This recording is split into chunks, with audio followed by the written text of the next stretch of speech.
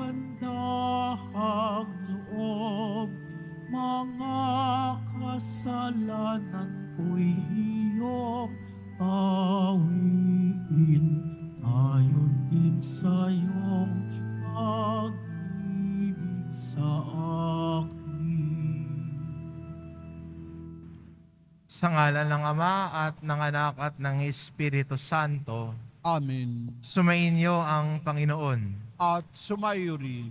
Mga kapatid, aminin natin ang ating mga kasalanan upang marapat tayong gumanap sa banal na pagdiriwang.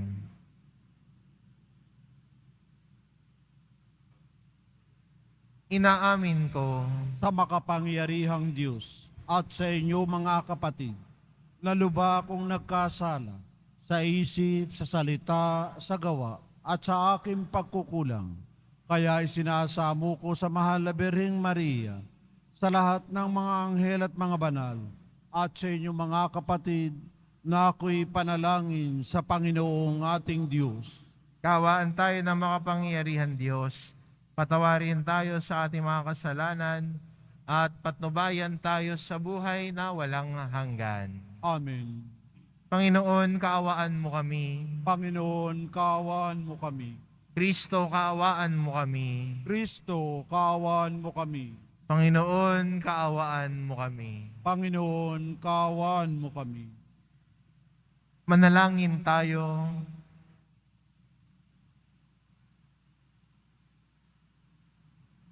Ama naming makapangyarihan, bilang tugon sa aming ngayong dumadalangin, itulot mong ikaw ay aming makapiling. Ang pagtitiwala namin sa dakilang pag-ibig mo ay tunghayan mo sa aming ngayong naririto upang sa pagkaparam ng bahid ng aming mga kasalanan, kami makapamuhay sa iyong kabanalan at maging ganap na tagapamana ng iyong pangakong buhay sa pamamagitan ni Jesucristo kasama ng Espiritu Santo, magpa sa walang hanggan. Amen. Maupo po tayo. Genesis. Noong mga araw na iyon, nagpaterepa si Abraham. Sinabi pa sa kanya ng Diyos, "Ito ang aking tipan. Ikaw ay magiging ama ng maraming bansa. Hindi na Abram ang itatawag sa iyo, kundi Abraham, sapagkat ginagawa kitang ama ng maraming bansa. Pararamihin ko ang iyong mga inapo, at magtatatag sila ng mga bansa, at magiging hari sa kanila. Tutuparin ko ang aking pangako sa iyo at sa iyong lahi, at ako'y magiging Diyos ninyo habang panahon. Ibibigay ko sa inyo ang lupaing ito na inyong tinitirhan ngayon. Magiging inyo na ang buong lupain ng Kanaan habang panahon, at ako ang magiging Diyos ninyo. Kayo naman ay dapat maging tapat sa ating tipan, ikaw at ang iyong lahi," sabi pa ng Diyos kay Abraham. Ang salita ng Diyos. Salamat sa Diyos. Nasa isip ng may kapal ang tipan niya kailanman. Nasa isip ng may kapal ang tipan niya kailanman. Siya ay hanapin at ang kanyang lakas ang isyang asahan. Siya ay hanapin upang mamalagi sa kanyang harapan. Ating gunitain ang kahanga-hanga niyang mga gawa. Ang kanyang paghatol, gayon din ang ginawang himala. Nasa isip ng may kapal ang tipan niya kailanman. Ito'y nasaksihan ng mga alipit anak ni Abraham. Gayon din ang lahat ng anak ni Jacob na kanyang hinirang. Ang Panginoon Diyos ay ang Panginoon. Siya ay ating Diyos. Sa kanyang paghatol ay nasasaklaw buong sansinukob. Nasa isip ng may kapal ang tipan niya kailanman. Ang tipang pangako'y lagi nasa isip niya kailanman. Ang mga pangakong kanyang binitiwan sa lahat ng angkan. Ang tipan ng Diyos ay unang ginawa niya kay Abraham at may pangako ring ginawa kay Isaac na lingkod na mahal. Nasa isip ng may kapal ang tipan niya kailanman. Tumayo po tayo.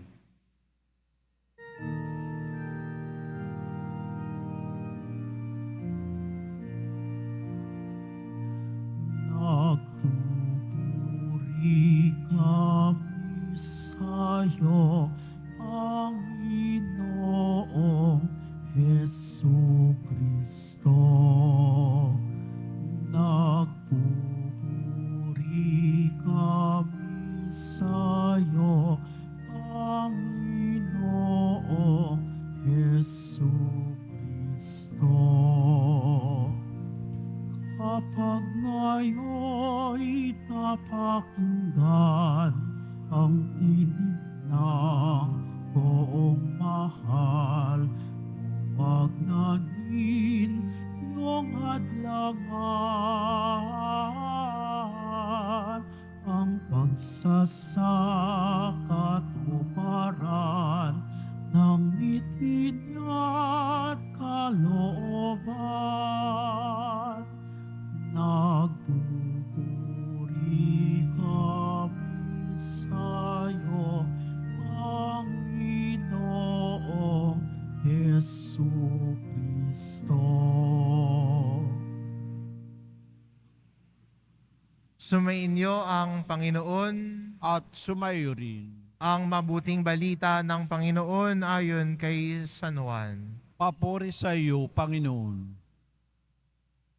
Noong panong iyon, sinabi ni Jesus sa mga Hudyo, tandaan ninyo na ang namumuhay ayon sa aking aral, kailan may di makararanas ng kamatayan. Sinabi ng mga Hudyo, ngayon natitiyak naming inaalihan ka nga ng demonyo. Namatay si Abraham at ang mga propeta, pero sinasabi mong hindi mamamatay kahit kailan ang sino mang mamumuhay ayon sa iyong aral. Dakila ka pa ba kaysa sa aming amang si Abraham? Siya'y namatay, gayon din ang mga propeta. Ano ba ang akala mo sa sarili mo? Sumagot si Jesus, kung ako ang nagpapangaral sa aking sarili, ay walang kabuluhan. Ang aking Ama ang nagpaparangal sa akin at sinasabi ninyo siya ang inyong Diyos. Hindi ninyo siya nakikilala, ngunit siya'y nakikilala ko. Kung sabihin kong hindi ko siya nakikilala, ako'y nagiging sinungaling na tulad ninyo. Subalit nakikilala ko siya at ginagawa ko ang kanyang sinasabi. Natuwa ang inyong amang si Abraham nang mabatid na makikita niya ang araw ng pagparito ko. Nakita nga niya ito at siya'y nagalak. Dahil dito'y sinabi sa kanya ng mga Hudyo, wala ka pang 50 taon at nakita mo na si Abraham? Sumagot si Jesus, sinasabi ko sa inyo, bago ipinanganak si Abraham, ako na. Dumampot sila ng bato upang siya'y batuhin. Ngunit nagtago si Jesus at lumabas ng templo. Ang mabuting balita ng Panginoon. Pinupuri ka namin, Panginoong Heso Kristo. Maupo po tayo.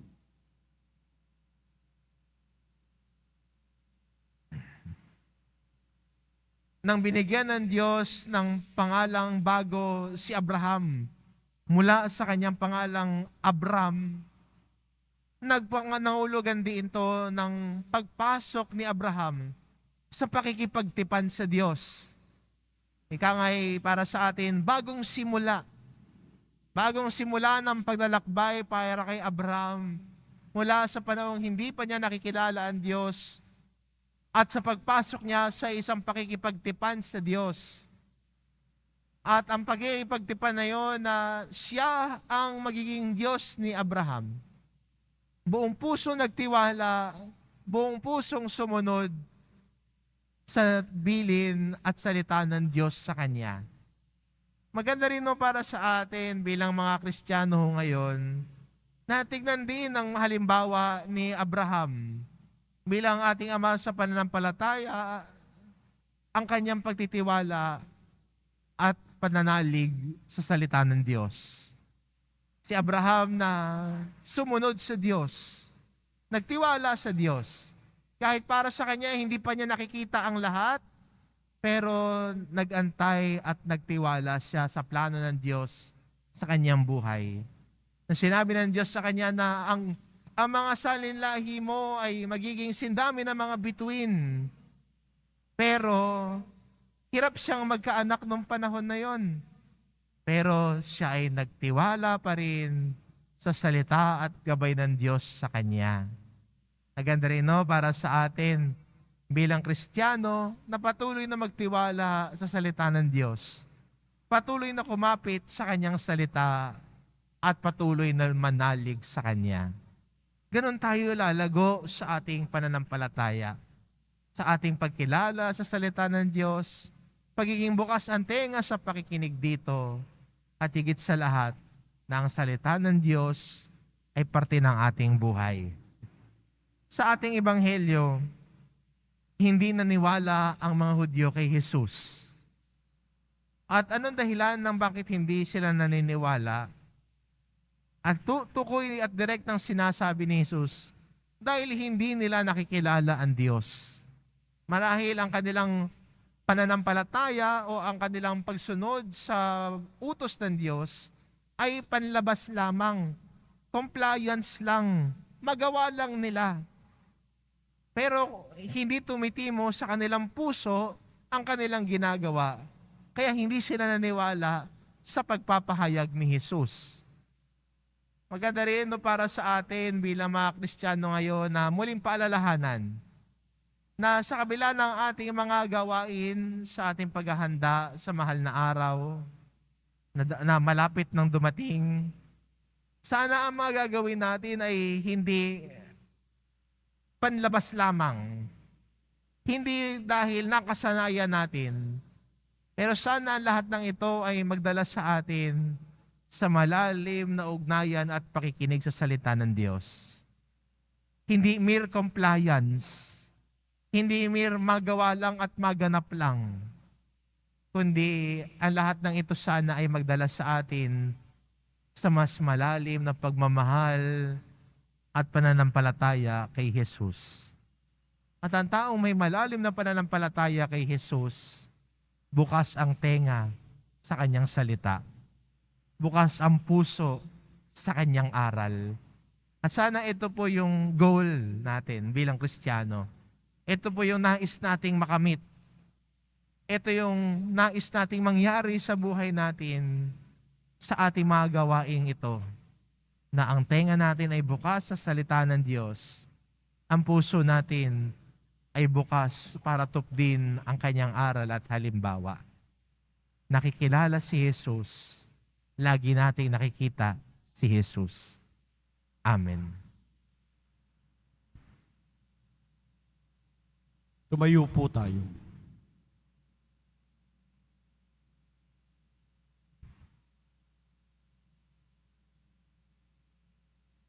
Minamahal ko mga kapatid, ilapit natin ang ating mga kahilingan kay Jesus na gumagabay sa ating pagpupunyagi sa pananampalataya patungo sa Ama. Ang ating itugon, Jesus, dalhin mo kami sa Ama. Jesus, dalhin mo kami sa Ama. Ang kaharian ng Diyos naway manatili sa mga puso ng mga kumikilala sa presensya ni Jesus. Manalangin tayo. Jesus, dalhin mo kami sa Ama.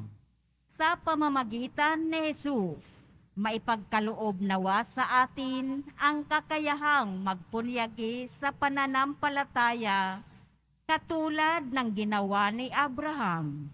Manalangin tayo.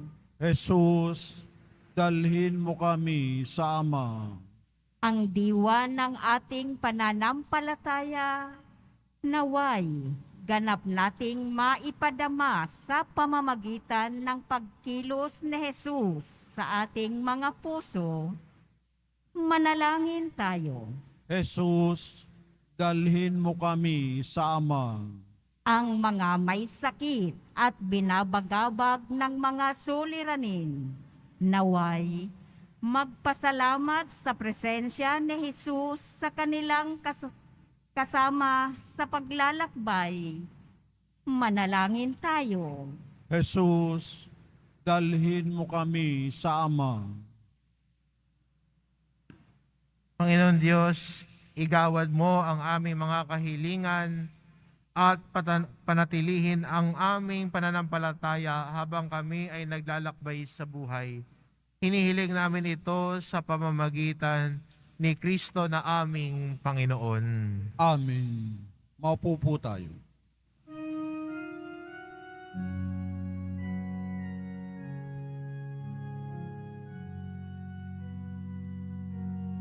Sa gitna ng kahirapan, ang nadama ko ay aliw.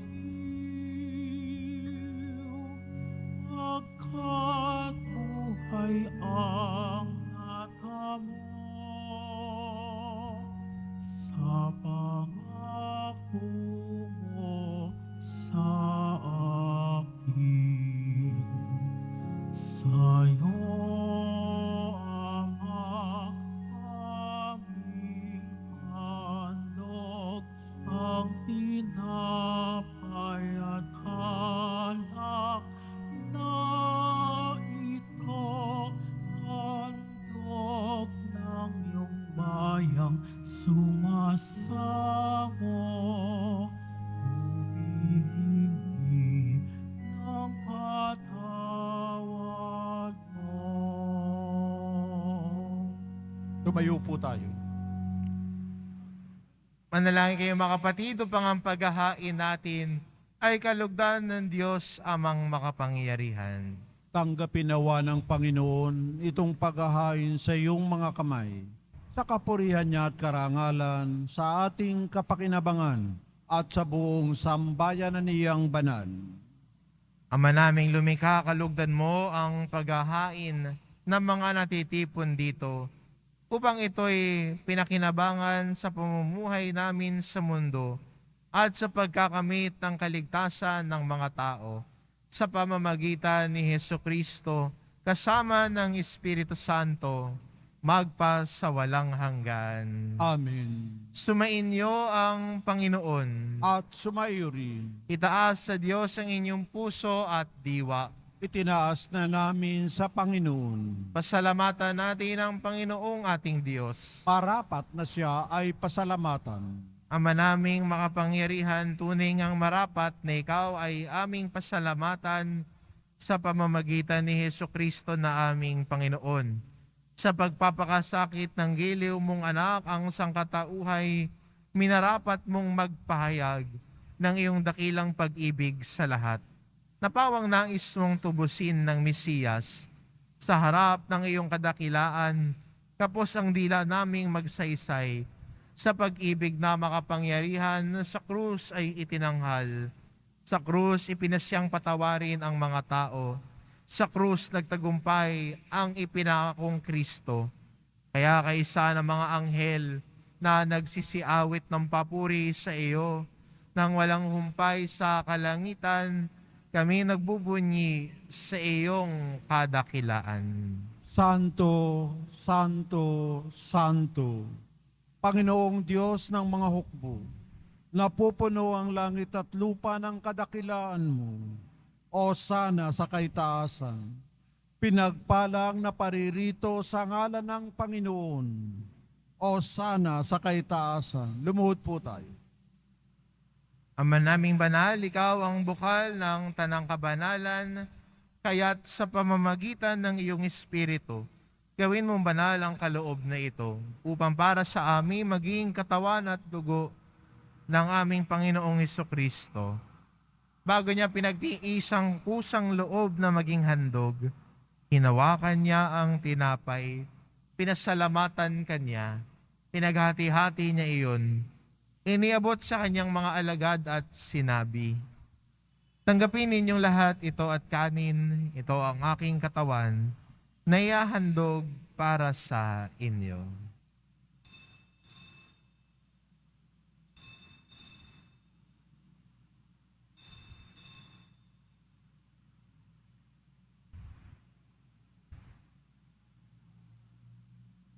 Gayon din naman na matapos ang hapunan, hinawakan niya ang kalis.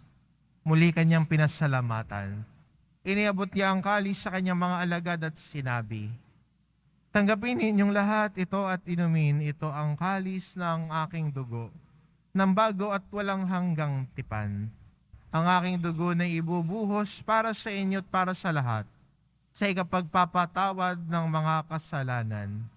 Gawin ninyo ito sa pag-alala sa akin."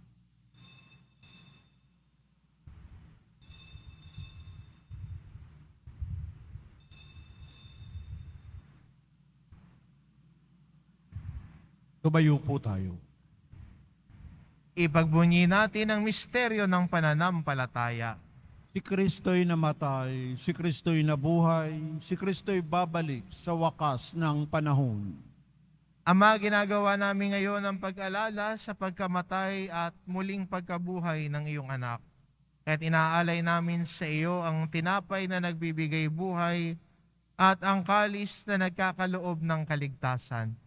Kami nagpapasalamat dahil kami yung minarapat na tumayo sa harap mo para maglingkod sa iyo. Isinasamo namin kaming magsasalo-salo sa katawan at dugo ni Kristo ay mabuklod sa pagkakaisa sa pamamagitan ng Espiritu Santo. Ama, lingapin mo ang iyong simbahang laganap sa buong daigdig. Puspusin mo kami sa pag-ibig, kaisa ni Francisco na aming Papa at ni Jose na aming Obispo at ng Tanang Kaparian. Alalahanin mo rin ang mga kapatid naming nahimlay na may pag-asang sila'y muling mabubuhay. Gayon din ang lahat ng mga pumanaw. Kaawaan mo sila at patuloyin sa iyong kaliwanagan. Kaawaan mo at pagindapatin kaming lahat na makasalo sa iyong buhay na walang wakas. Kaisa na mahal na Birheng Maria na ina ng Diyos, ng kabiyak ng puso niyang si San Jose, kaisa ng mga apostol at ng lahat ng mga banal na namuhay dito sa daigdig ng kalugod-lugod sa iyo, maipagdiwang nawa namin ang pagpupuri sa ikararangal mo sa pamamagitan ng iyong anak na aming Panginoong Hesu Kristo. Sa pamamagitan ni Kristo, kasama niya at sa Kanya, ang lahat ng parangal at papuri ay sa iyo, Diyos amang makapangyarihan, kasama ng Espiritu Santo, magpasawalang hanggan. Amen. Sa tagubilin ng mga nakagagaling na utos at turo ni Jesus na Panginoon natin at Diyos, ipahayag po natin ng lakas loob. Ama namin, sumasalangit ka. Sambahin ang ngalan mo. Mapasa amin ang kaharian mo. Sundin ang loob mo dito sa lupa para nan sa langit. Bigyan mo kami ngayon ng aming kakanin sa araw-araw at patawarin mo kami sa aming mga sala para ng pagpapatawad namin sa nagkakasala sa amin. At huwag mo kaming ipahintulot sa tukso at iadya mo kami sa lahat ng masama. Hinihiling namin kami adya sa lahat ng masama. Pagkalooban ng kapayapaan araw-araw, iligtas sa kasalanan at ilayo sa lahat ng kapahamakan. Samantalang aming pinananabikan ang dakilang araw ng pagpapahayag ng tagapagligtas naming si Hesu Kristo. sapagkat iyo ang kaharian at ang kapangyarihan at ang kapurihan magpakailanman. Amen. Panginoong Kristo, sinabi mo sa iyong mga apostol, kapayapaan ang iniiwan ko sa inyo, ang aking kapayapaan ang ibinibigay ko sa inyo. Tunghayan mo ang aming pananampalataya at huwag ang aming pagkakasala. Pagkalooban mo kami ng kapayapaan at pagkakaisa. Ayon sa iyong kalooban, kasama ng Espiritu Santo, magpa sa walang hanggan. Amen. Ang kapayapaan ng Panginoon ay laging sumainyo. At sumaiyo rin. Magbigayan kayo ng kapayapaan sa isa't isa.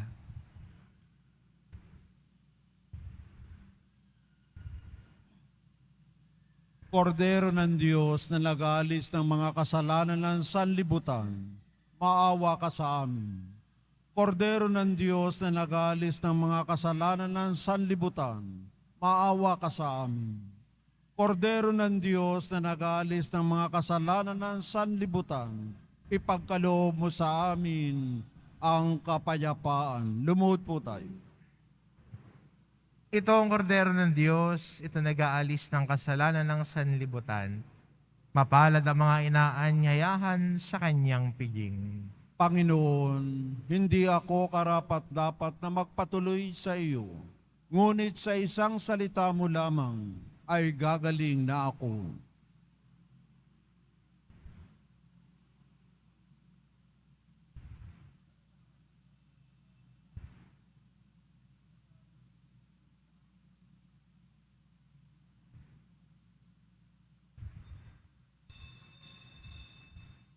Para sa lahat ng tatanggap ng banal na komunyon, sasagot po tayo ng amin pagkasabi ng pari o ng lay minister ng katawan ni Kristo. At isubo agad sa bibig bago umalis sa harapan ng pari o lay minister. Sumunod po tayo.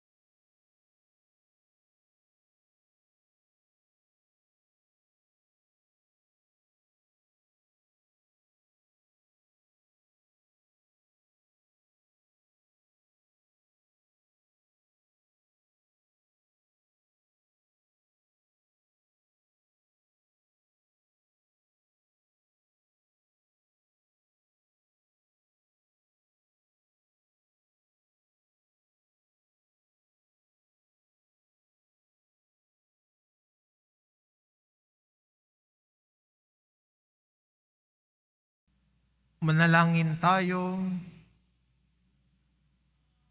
Ama naming mapagmahal, kaming iyong pinagsalo sa iyong piging na banal, ay lumuluhog sa iyong pagmamahal upang kaming tumanggap ng banal na pakikinabang ay maging mga kasalo sa buhay na walang katapusan sa pamamagitan ni Jesucristo kasama ng Espiritu Santo magpa sa walang hanggan. Amen. Sumainyo ang Panginoon. At sumaiyo rin. Mahal na pong Jesus Nazareno, inihayag mo sa pamamagitan ng krus ang walang maliw na pag-ibig ng Diyos sa sangkatauhan.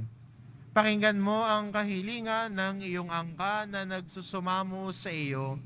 Makakamtanawa nila ang iyong katugunan at tanggapin ang kasagutan ng may utang na loob na tinatanaw. Basbasan din po ninyo ang mga may daladala nilang imahen at dasalan sa pamamagitan ng bendisyon na ito na may maalala nila ang mga pangako nila noon sa binyag, na ikaw ang kanilang iibigin at paglilingkuran bilang Panginoon magpa sa walang hanggan. Amen. At pagpalain kayo ng ating mapagmahal na Diyos, ang Ama at ang Anak at ang Espiritu Santo. Amen. Humayo kayo, taglay ang kapayapaan ng poong Jesus Nazareno. Salamat sa Diyos.